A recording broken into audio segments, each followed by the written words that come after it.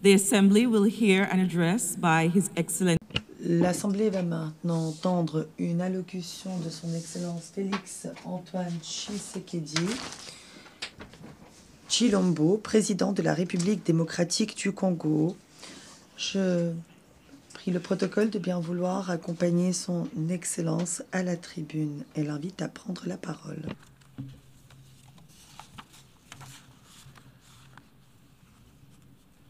Madame la Présidente, Monsieur le Secrétaire général, Excellences, Mesdames et Messieurs les chefs d'État et de gouvernement, distingués délégués, Mesdames et Messieurs,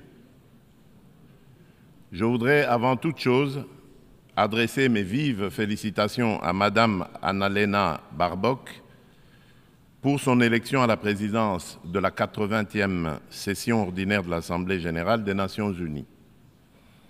Son leadership et son attachement au multilatéralisme seront déterminants pour la réussite de nos travaux. Je saisis également l'opportunité que m'offre cette tribune pour rendre un hommage appuyé à son prédécesseur, son Excellence M. Philémon Yang, dont l'engagement et le dévouement ont marqué la précédente session. Enfin, je réaffirme la pleine confiance de mon pays dans l'action du secrétaire général des Nations unies, M. Antonio Guterres, pour ses efforts constants visant à renforcer notre organisation et à promouvoir des solutions aux défis qui menacent la paix, la sécurité et la prospérité dans le monde, en particulier dans la région des Grands Lacs d'Afrique, dont fait partie la République démocratique du Congo. Madame la Présidente, je salue la pertinence du thème retenu pour cette 80e session, « Mieux ensemble, plus de 80 ans au service de la paix, du développement et des droits humains ». Il met en lumière 8 décennies d'efforts conjoints d'une organisation vouée à la paix, au développement et au bien-être universel, fondée sur une promesse indéfectible de sécurité collective.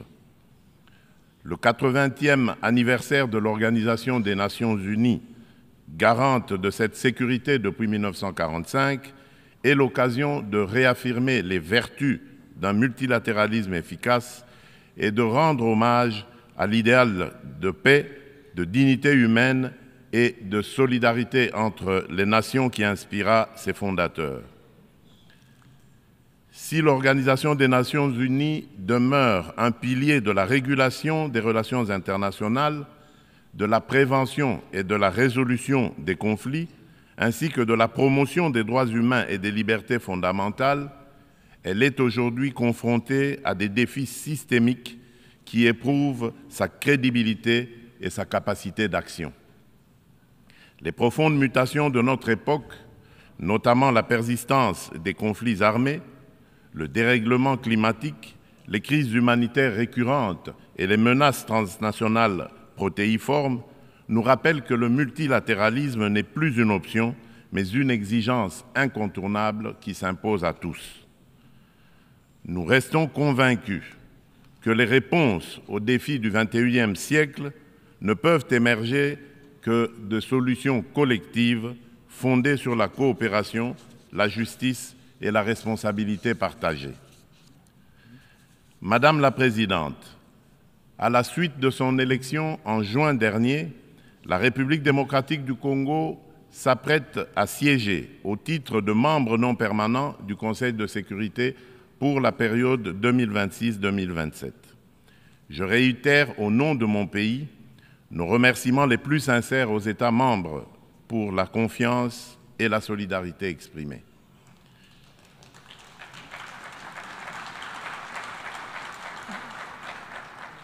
Notre participation sera résolument constructive et holistique. Elle s'articulera autour de 2 priorités indissociables, paix et sécurité d'une part, et prévention et résolution des conflits d'autre part.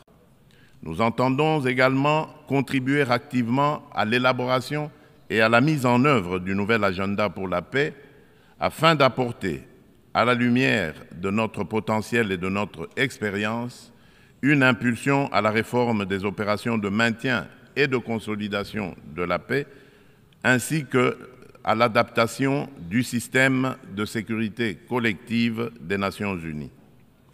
S'agissant de la réforme du Conseil de sécurité, mon pays réaffirme la position commune africaine telle qu'énoncée dans le consensus des Oulouini et la déclaration de Sirte, c'est-à-dire l'Afrique doit bénéficier de 2 sièges supplémentaires dans la catégorie des membres non permanents et de 2 sièges dans celle des membres permanents, avec les mêmes droits, y compris le droit de veto, les mêmes privilèges et les mêmes obligations que les membres permanents actuels.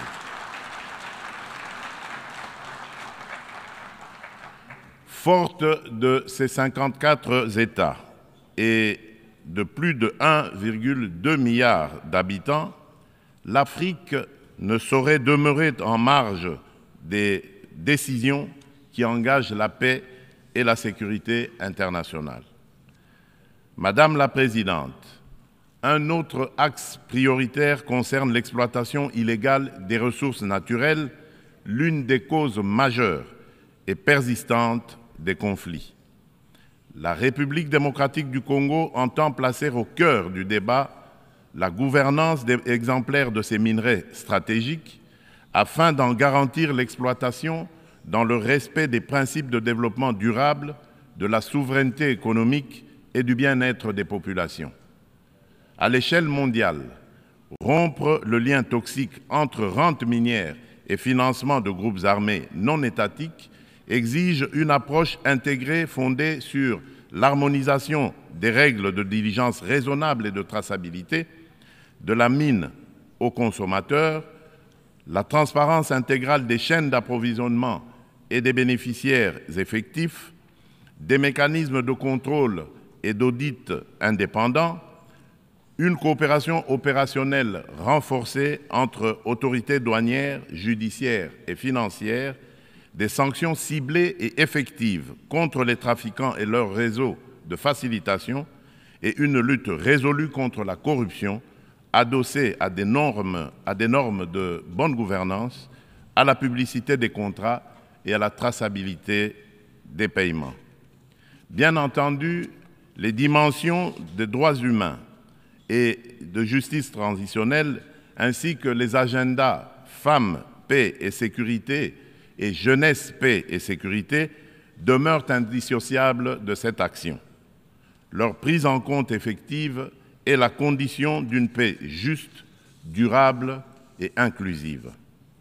Madame la Présidente, à la veille de la mise en place de la commission d'enquête indépendante décidée par le Conseil des droits de l'homme des Nations Unies sur les massacres perpétrés il y a quelques mois par nos agresseurs et leurs supplétifs dans l'Est de mon pays, je lance un appel solennel à la communauté internationale. Elle a le devoir moral et politique de soutenir cette démarche essentielle afin d'établir la vérité, rendre justice aux victimes et jeter les assises d'une paix durable ancrée dans la mémoire et la responsabilité partagée. Madame la Présidente, alors que la planète se réchauffe et que les marginalisations s'aiguisent, ainsi et que les conflits se multiplient, le diagnostic qui avait inspiré en juillet 2023 la vision du nouvel agenda pour la paix du secrétaire général demeure pleinement d'actualité. Le monde est désormais confronté à des crises multiformes et profondes. Les fondamentaux de la prévention se sont affaiblis et le droit international, jadis puissamment rappelé par la Charte des Nations Unies, qui enjoint les États à s'abstenir de recourir à la menace ou à la force, est trop souvent bafoué. Notre système de sécurité collective en est ébranlé. Il ne saurait survivre à un sursaut de solidarité d'intérêt et de respect des règles.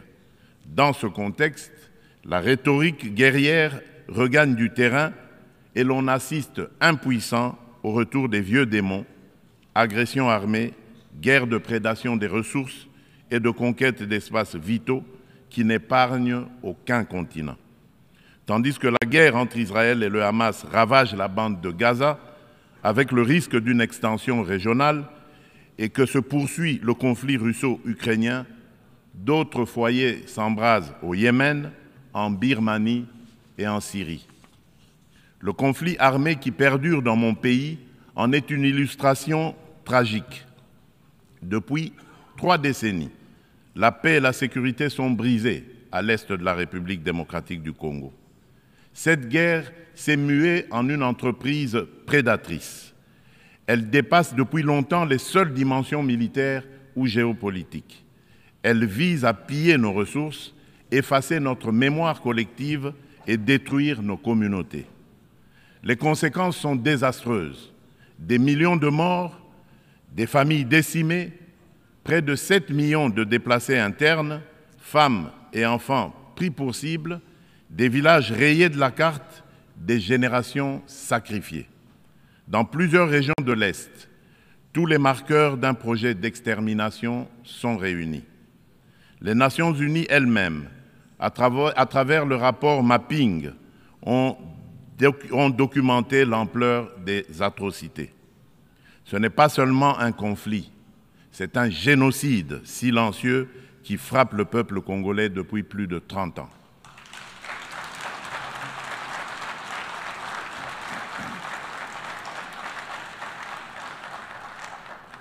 En juillet dernier encore, plus de 300 civils, dont 48 femmes et 19 enfants, ont été massacrés dans le territoire de Rutshuru par l'AFC M23 avec l'appui des forces de défense du Rwanda.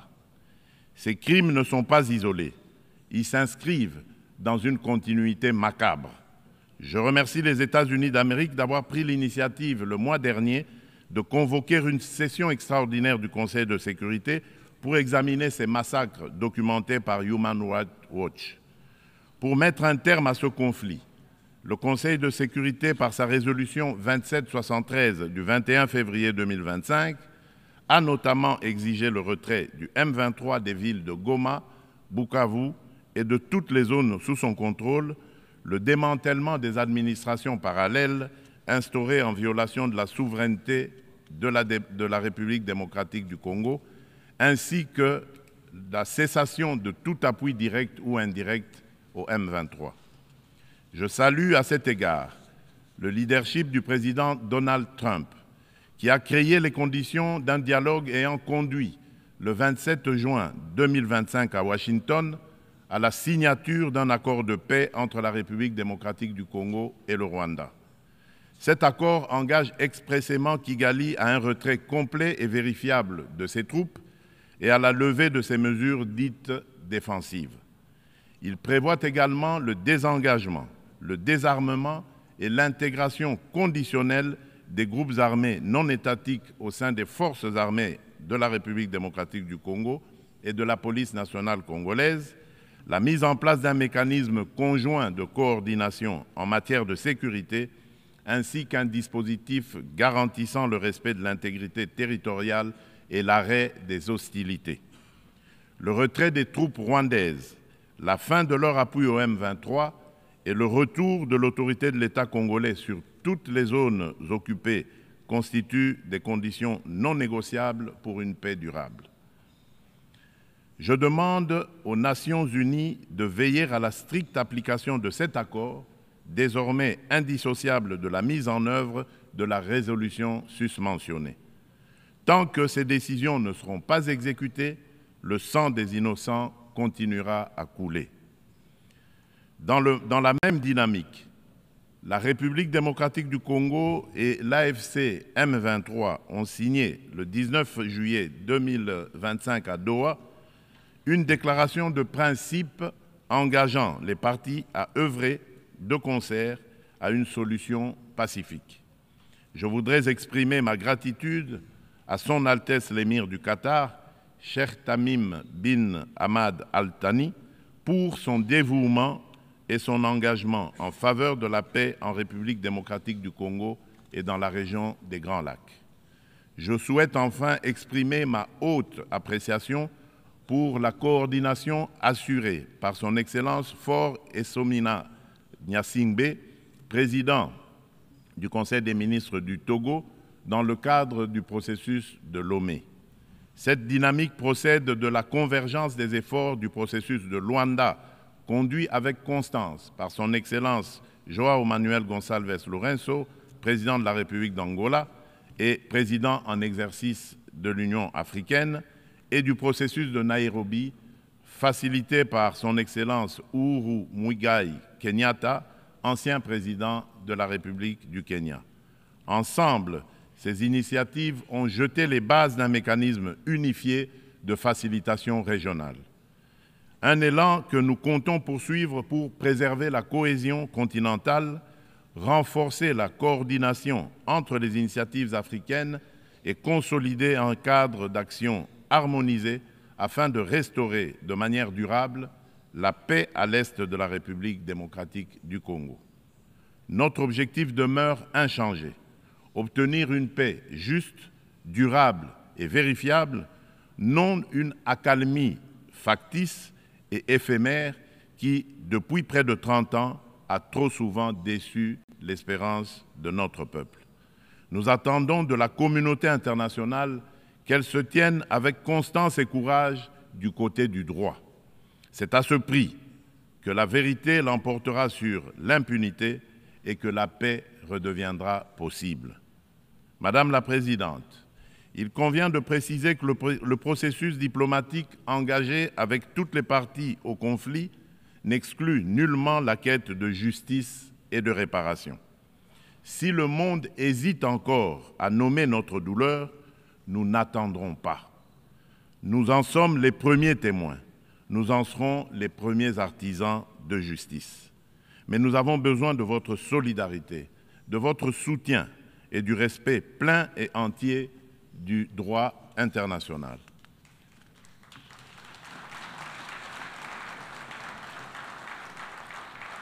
La République démocratique du Congo ne sollicite ni charité ni commisération. Elle exige justice, vérité et dignité.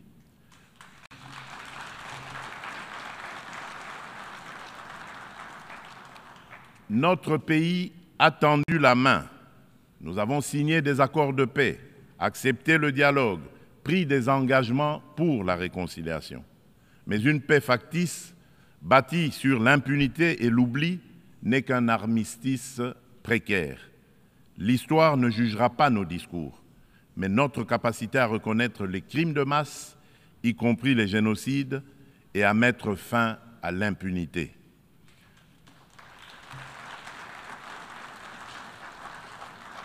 Madame la Présidente, la République démocratique du Congo est un pays de vie, de richesse naturelle et de résilience humaine. Nous voulons contribuer à la paix mondiale, mais la paix commence par la reconnaissance de notre propre tragédie. J'adresse à cette Assemblée un appel solennel. Reconnaissez le génocide congolais, soutenez notre combat pour la vérité et la justice et aidez-nous à bâtir enfin une paix durable au cœur de l'Afrique.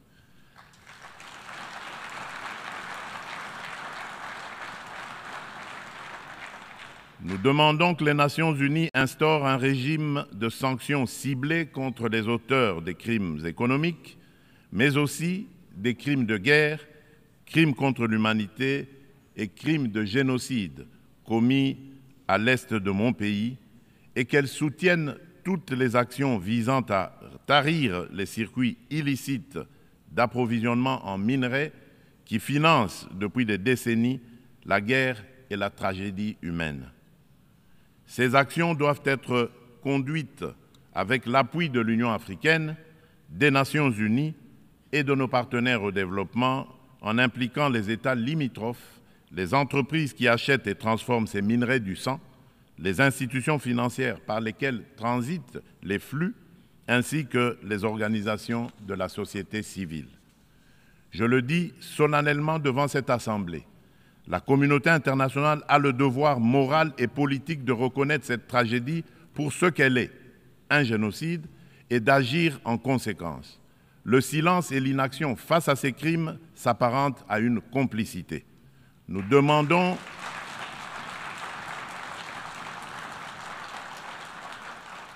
nous demandons la mise en place immédiate d'une commission d'enquête internationale indépendante et dotée de moyens pour établir la vérité, rendre justice aux victimes et rompre le cycle de l'impunité qui nourrit ce drame depuis des décennies.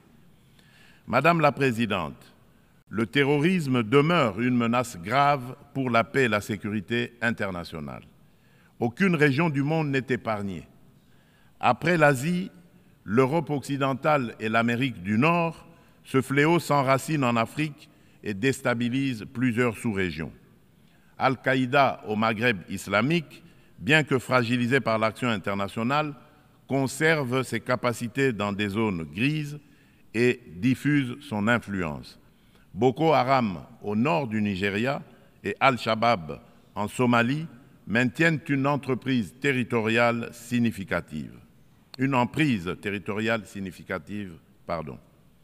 En Afrique centrale, après les ravages causés par la Lord's Resistance Army, LRA, de Joseph Kony, le nord-est de la République démocratique du Congo subit les exactions des forces démocratiques alliées, les ADF, un groupe terroriste ougandais ayant fait allégeance à l'État islamique. Ces groupes extrémistes ont laissé derrière eux un lourd tribut humain et continuent de menacer la stabilité régionale. Membre de la coalition mondiale contre Daesh, la République démocratique du Congo appelle les Nations unies à s'engager plus résolument dans la mise en œuvre des recommandations de la dite coalition et du processus d'Aqaba, à savoir le partage renforcé de renseignements, l'assèchement des financements, la lutte contre la propagande et contre les sanctuaires, ainsi que le soutien accru aux communautés victimes dans le plein respect du droit international humanitaire. Madame la Présidente, face à l'urgence climatique, l'accord de Paris demeure le cadre juridique essentiel pour la redevabilité des États en matière d'émissions et d'adaptation afin de contenir le réchauffement à 1,5 degré Celsius. À ce titre, la République démocratique du Congo a adopté son plan national d'adaptation 2022-2026. Nous nous sommes engagés à arrêter et à inverser la perte de forêt et la dégradation des terres d'ici 2031, tout en promouvant un développement durable et une transformation rurale inclusive. Depuis décembre 2021, un ensemble de mesures soutient la restauration des paysages forestiers, notamment le programme Jardins scolaires pour 1 milliard d'arbres à l'horizon 2030, destiné à renforcer la séquestration du CO2 et la résilience des écosystèmes. Nous saluons l'adoption de la décision 5/CMA.5, établissant de nouveaux mécanismes de financement, y compris le fonds pour pertes et préjudices, afin de compléter les sources existantes et d'apporter des réponses concrètes aux pays les plus exposés.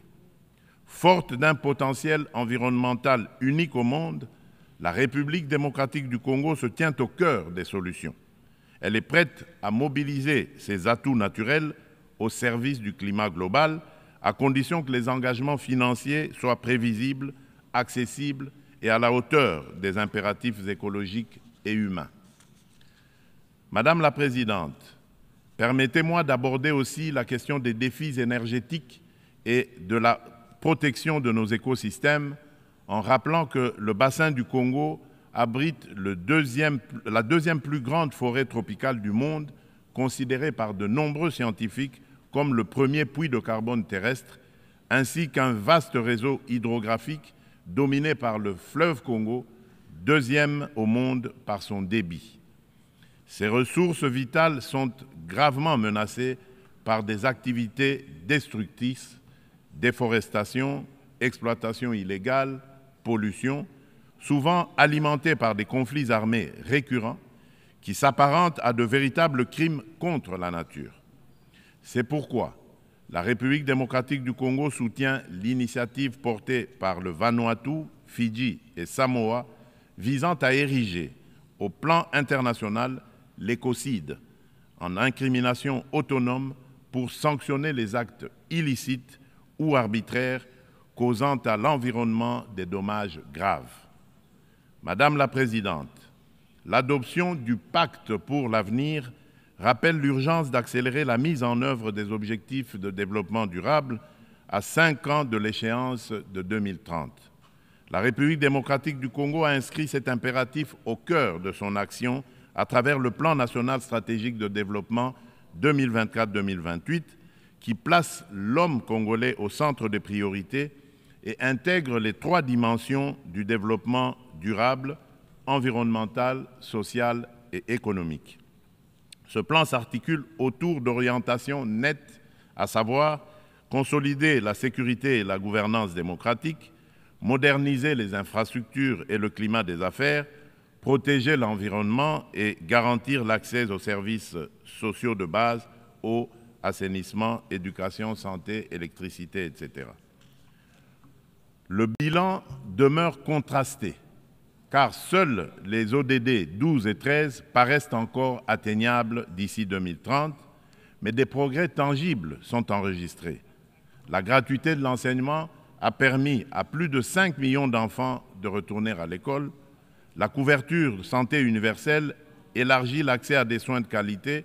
Les politiques d'autonomisation des femmes réduisent les disparités socio-économiques. Ces acquis restent toutefois fragilisés par l'insécurité persistante dans l'est du pays et par la vulnérabilité de notre économie face aux chocs exogènes. Notre économie doit donc se transformer pour devenir un levier de durabilité et de prospérité. Pays solution face aux défis climatiques, mon pays entend valoriser ses forêts, ses tourbières et sa biodiversité au sein d'une économie climatique orientée vers une croissance verte, résiliente et sobre en carbone. À cet égard, le projet Grand Inga, l'un des plus vastes complexes hydroélectriques au monde, incarne notre ambition et renforce le positionnement de la République démocratique du Congo comme pays solution. Fournir une énergie propre et compétitive pour électrifier nos territoires, décarboner notre industrie, soutenir l'intégration énergétique régionale et ouvrir la voie à de nouveaux usages, dont l'hydrogène vert. Cette trajectoire s'appuie sur le développement de marchés carbone intégrés, l'attraction d'investissements responsables et la création d'emplois décents et de moyens de subsistance durables pour nos communautés. Il reste cependant un obstacle majeur, la contrainte financière. Le fardeau croissant de la dette publique africaine, conjugué aux flux financiers illicites, réduit nos marges de manœuvre. Les besoins additionnels pour atteindre les ODD en Afrique sont estimés à 1 600 milliards de dollars. Dans le même temps, les sorties illicites de capitaux minent nos devises et notre stabilité macroéconomique. D'où la nécessité d'une réforme urgente de l'architecture financière internationale afin de garantir aux pays en développement un accès juste et prévisible à des financements concessionnels alignés sur leur trajectoire nationale, y compris via une meilleure recanalisation des DTS, la capitalisation des banques multilatérales de développement, des facilités de liquidité contracycliques et une lutte renforcée contre les flux illicites. Madame la Présidente, depuis mon accession à la magistrature suprême de mon pays, la République démocratique du Congo, j'ai impulsé à la conduite de la chose publique une dynamique nouvelle intégrant systématiquement la dimension genre à tous les niveaux afin d'assurer une présence accrue des femmes dans les instances de décision. À titre illustratif, la part des femmes au sein du gouvernement est passée de 17% en 2019 à 32% en 2025.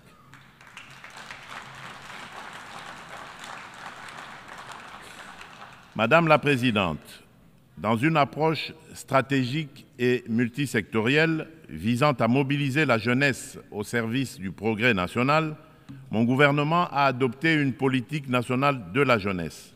Celle-ci consacre l'engagement de l'État à faire de la participation pleine et entière des jeunes à la vie de la nation une priorité transversale assortie d'objectifs clairs et mesurables. Madame la Présidente, la République démocratique du Congo aspire à la paix, à la justice et au développement. Elle est prête à agir à vos côtés pour une organisation des Nations Unies plus forte, plus inclusive et plus juste. Forte de ses atouts humains, naturels et stratégiques, mon pays entend les mettre au service d'un avenir meilleur pour les générations futures de notre maison commune, la planète Terre. Que Dieu bénisse l'humanité et nous accorde la grâce d'une paix véritable et durable entre toutes les nations du monde. Je vous remercie. On behalf of the Assembly, I wish to thank Au nom de l'Assemblée, je remercie le président de la République démocratique du Congo,